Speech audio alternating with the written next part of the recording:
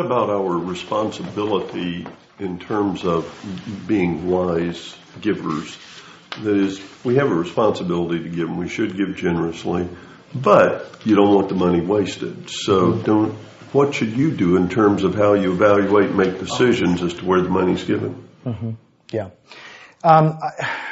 Some years ago, I wrote something called 19 Questions to Ask Before You Give. And when I did the update of Money, Possessions, Eternity, I put that in the book. There are a lot of questions we need to ask, but those questions should not keep us from giving. See, some people, what they do is, by the time they've asked the questions, they don't trust anybody. But the point is, we should give, and ultimately, we should take the risks involved in giving. However, let's do what we can to ask these questions and weigh and measure. I just yesterday had someone tell me that they had actually gone in and they had given answers to the 19 questions from their ministry, and they handed them to me. And, what do you think? And I said, it looks really good, but I don't know because you're just telling me.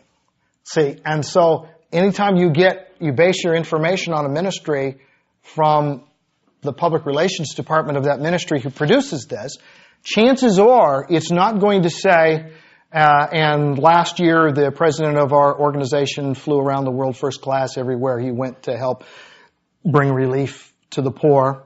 And recently one of our major, had an affair with, of course, you don't put those things in your reports, so you don't have an idea of the integrity issues with this organization without having some actual contact. Now, for me, because I can't have contact with all these people, what I try to do is find someone who knows this organization, who I trust.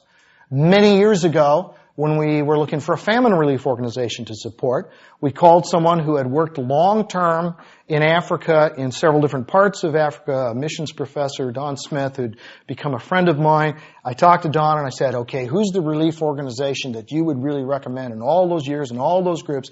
And he gave me one name, and I went with that name, and our church developed a relationship. We've been supporting that organization ever since. It's not a perfect organization, but at least I knew someone who had seen some hands-on stuff. Now, in other times, I've been places and I've seen things, and I know that there are people that I can call and ask advice in this area, and I think we need to do that.